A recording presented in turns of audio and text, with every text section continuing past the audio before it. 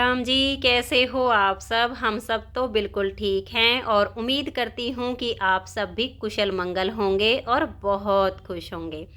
आप सभी का आपके अपने चैनल एसके ब्लॉग्स में बहुत बहुत स्वागत है और आप सभी के लिए परमपिता परमात्मा से प्रार्थना करती हूँ कि परमात्मा आप सभी को अच्छी सेहत बख्शे और आप सभी की सारी मनोकामनाएं पूरी हो जाएं। और अभी सुबह की चाय पीने के बाद मैंने अपना साफ़ सफाई का काम शुरू कर दिया है। सबसे पहले तो झाड़ू ही लगाऊंगी। और जैसे मैंने बीच में 3 महीने तक काम वाली को रखा था तो वो तो 10 मिनट में ही पूरे घर में झाड़ू लगा देती थी और मुझे तो कम से कम पौना घंटा लग जाता है झाड़ू लगाने में ही। लेकिन फिर ये भी होता है, अगर झाड़ू अच्छे से लग जाती है ना घर में तो पोछा लगाना बहुत आसान हो जाता है। बहुत जल्दी से फिर पोछा लगता है। अगर झाड़ू अच्छे से नहीं निकलती है ना तो फिर पोछा भी अच्छा नहीं लगता है। और अभी देखिए धूप भी बहुत तेज़ हो गई है, क्योंकि आजकल तो सुबह सुबह ही इतनी तेज़ धूप निकलती है कि 8-9 बजे ही ऐसा लगता है कि जैसे दोपहर हो गई है। और अभी मैंने पोछा लगाना शुरू किया है तो साथ के साथ सासू माँ का गर्म पानी भी रख दिया है बाथरूम में कि वो ब्रश कर लेगी, तब तक मैं थोड़ा बहुत पोछा लगा लेती हूँ। फिर जैसे ही उनकी ब्रश हो जाएगी ना तो बीच में फिर छोड़ के पोछे को और मैं उनको नहला दूँगी। बाद में जितना भी बचेगा वो सारा पोछा वगैरह लगा के साफ़ सफाई हो जाएगी तो फिर मैं भी नहा लूँगी।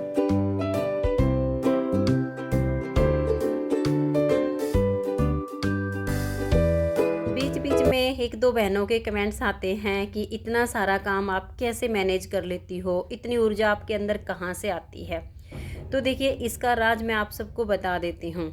शरीर सबका थकता है, चाहे कोई भी हो, काम करते करते थकावट हर किसी को हो जाती है।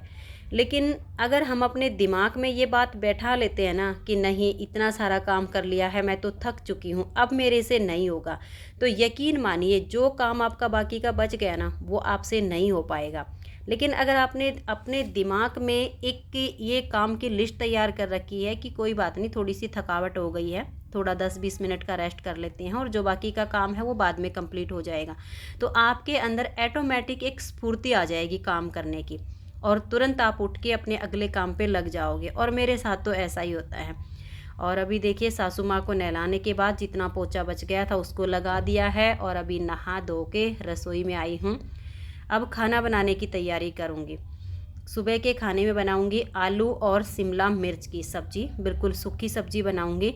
और शिमला मिर्च के अंदर जो बीज होते हैं ना वो मैं सब्ज़ी में कभी भी नहीं डालती हूँ, क्योंकि उन बीजों की जो स्मेल होती है ना वो हमारे घर में किसी को भी पसंद नहीं होती है। इसीलिए मैं तो शिमला मिर्च के सारे बीज वगैरह निकाल देती हूँ।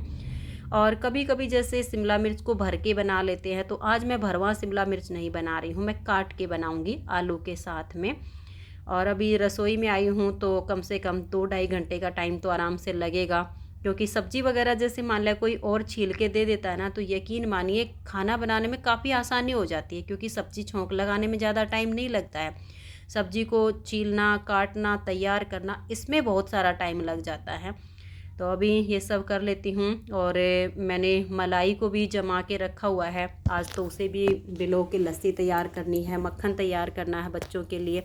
ये भी एक एक्स्ट्रा काम हो जाता है 3 या 4 दिन में, क्योंकि डेली तो मैं दही जमाती नहीं हूँ, 3 या 4 दिन में जमाती हूँ। बाकी के दिन की जो दही होती है ना, बिना मलाई वाले दूध की जमा लेती हूँ तो उसको फिर खा लेते हैं ऐसे ही। और जब मक्खन चाहिए होता है तो फिर 3-4 दिन की मलाई इकट्ठी करके उसको जमा लेती हूँ।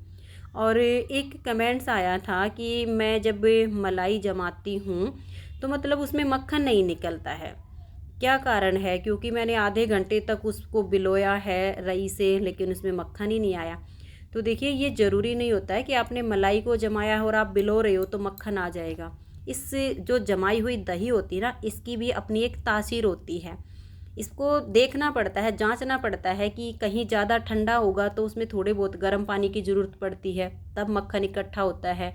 अब जैसे गर्मी शुरू हो गई है तो घी इसके अंदर घुल जाता है, तो उसमें थोड़े से ठंडे पानी की ज़रूरत पड़ती है, तब जाके मक्खन ऊपर आता है। तो ये जानकारी होना बहुत ज़रूरी है कि हमारी जो दही है इसमें अब किस चीज़ की ज़रूरत है जिससे मक्खन इसको हिलाने से ऊपर आ जाएगा। तो अभी मैंने सब्जी को बनने के लिए रख दिया है, दही को भिगो देती हूँ। और रसोई के तो बस आज आप सबके साथ इतने ही काम शेयर करूँगी, वैसे बहुत सारे होते हैं लेकिन अभी निपटा देती हूँ रसोई के काम को जल्दी जल्दी।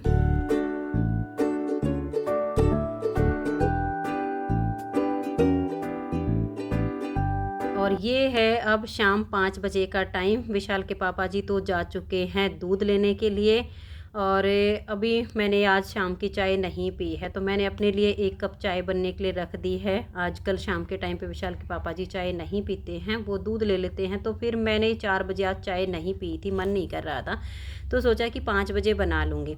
और आज विशाल के पापा जी मंडी गए थे, तो ये कुछ सब्जियां वगैरह लेकर आए हैं। और इससे पहले मैंने मेथी सुखाई थी, तो वो मुझे कम लग रही थी, तो मैंने मेथी की भी कुछ जुटियाँ मंगवाई हैं। तो ये मेथी मैंने जो है एक बड़ा छोटी सी टोकरी है उसमें भर के एक साइड पे रख दी है, क्योंकि अभी इसको छांटना है। तो रात को सोते टाइम देखेंगे, मैं और विशाल के पापा जी बैठकर छांट लेंगे। अभी तो बहुत सारे काम हैं, और मान लिया अभी मैं छांटने के लिए बैठूंगी भी तो रात तक ये काम हो नहीं पाएगा। और ये जो सब्जियां वगैरह हैं इनको इनकी जगह पर सेट कर देती हूँ, क्योंकि अब तो गर्मी आ चुकी है। बाहर अगर सब्जियों को छोड़ देते हैं तो जल्दी ख़राब हो जाती हैं, इनको फ्रीज में ही लगाना पड़ता है। ये 2 पपीते लाए हैं सासू माँ के लिए, इनको अखबार में लपेट देती हूँ। तो ये है कि इनका 2-3 दिन का काम चल जाएगा। बीच में जब मंडी जाते हैं तो वहाँ से ले आते हैं, ख़त्म हो जाते हैं तो फिर यहाँ जो पास में रेडी वगैरह लगती है ना, तो यहाँ से लाने पड़ते हैं। तो मंडी में ये होता है कि 2 पैसे चीज़ सस्ती मिल जाती है, यहाँ पर महंगी मिलती है। और ये काफ़ी सारी सब्जियाँ लाए हैं। तो मेथी थी और जो पालक थी उनको तो मैंने एक साइड पे रख दिया है। और ये है हरा धनिया। अब देखिए गर्मी का मौसम आ चुका है, और हरे धनिए को 1 हफ्ते तक चलाना ये भी एक चैलेंज होता है। तो मेरा तो एक यही तरीका होता है। अब जैसे ये जुट्टी थी, इसको मैंने खोल लिया है, और जो इसमें पत्ते ये लगते हैं ना कि पीले हो गए हैं, या जैसे कोई गला हुआ पत्ता है, उनको मैं निकाल दूंगी इसके अंदर से, क्योंकि एक सड़ी हुई जो पत्ती होती है ना, वो काफ़ी सारी पत्तियों को ख़राब कर देती है। इसलिए जो ख़राब पत्तियाँ हैं उनको मैं अलग कर दूंगी। साफ़ सुथरी पत्तियों को ऐसे ही इसमें जो बड़ा सा मेरा एक मग है उसमें मैंने डाल दिया है इसको, और सारियों को ऐसे ही छाट के भर लूँगी। फिर मैं इसमें पानी डाल दूँगी, और पानी डाल के इसको मैं फ्रीज में रख दूँगी। 1 वीक तक ये जो पत्तियाँ हैं ना धनिए की ऐसी रहती हैं, बिल्कुल तरोताज़ा। धनिया ख़त्म हो जाता है, लेकिन ये पत्तियाँ ना तो पीली पड़ती हैं और ना ही ये ख़राब होती हैं। बस ये होता है कि हर रोज़ मैं इसके पानी को चेंज कर दूँगी। जैसे ही सुबह सब्ज़ी बनाऊँगी, पत्तियाँ निकालूँगी धनिए की, तो जितनी ज़रूरत होगी वो पत्तियाँ निकाल लूँगी, और जो पानी होता है ना उसको चेंज कर देती हूँ। तो फिर ये जो मेरा धनिया है ना, ये बिल्कुल भी ख़राब नहीं होता है, ऐसे कैसे रहता है। आप कभी ऐसे रख के देखना। 1-2 बहनों ने मेरे को बोला था कि मतलब अखबार में लपेट दो या वैसे रख दो, ऐसे ही रहेगा। मैंने वो तरीके भी आजमा कर देखे, लेकिन उन सब से बेटर मेरा ये खुद का तरीका है।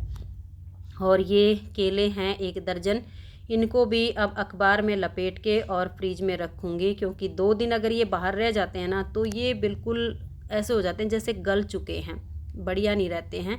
सर्दियों में तो 2 दिन 3 दिन तक चीज़ अगर बाहर रखी रहती है तो कोई दिक्कत नहीं आती है, लेकिन जब गर्म दिन होते हैं ना तो केले की ज़रूरत ज़्यादा पड़ती है, क्योंकि केला गर्मियों में ही खाने में अच्छा लगता है। सर्दियों में तो वैसे ही मन नहीं करता है, क्योंकि एक तो केला ठंडा, ऊपर से ठंड हो जाती है, और गर्मियों में केले को स्टोर करना ये भी एक आफत हो जाती है। लेकिन मैं तो सर्दियों में तो केले बहुत कम मंगवाती हूँ, लेकिन जब गर्मी स्टार्ट हो जाती है तो फिर मेरे घर में केला ख़त्म नहीं होता है, हर रोज़ रहते हैं। तो ये पहले वाले 4 केले बचे हुए थे, वो मैंने फ्रिज में नहीं रखे, तो वो थोड़े थोड़े से ऐसे हो गए, ज़्यादा पके पके से। फिर आज वाले जो केले लेकर आए थे तो मैंने सोचा इनको अखबार में लपेट के और फिर फ्रिज में रख देती हूँ। और इनको भी रखने का अपना एक तरीका होता है। जब हम अखबार में लपेटते हैं ना तो इस तरीके से पैक करना है कि बाहर से हवा इसके अंदर पास ना हो, तब ये गलते नहीं है। और अगर मान लिया अखबार फट जाता है, उसके बीच में हवा जा रही है, नमी जा रही है, तो फिर वो गल जाते हैं, कोई फ़ायदा नहीं होता। तो अच्छे से पैक करना पड़ता है। और अभी साथ के साथ जो बर्तन मैंने सुबह खाना खाने के बाद साफ़ करके यहाँ पे लगाए थे, सबसे पहले तो इनको मैं सेट कर देती हूँ, क्योंकि ये सूख चुके हैं।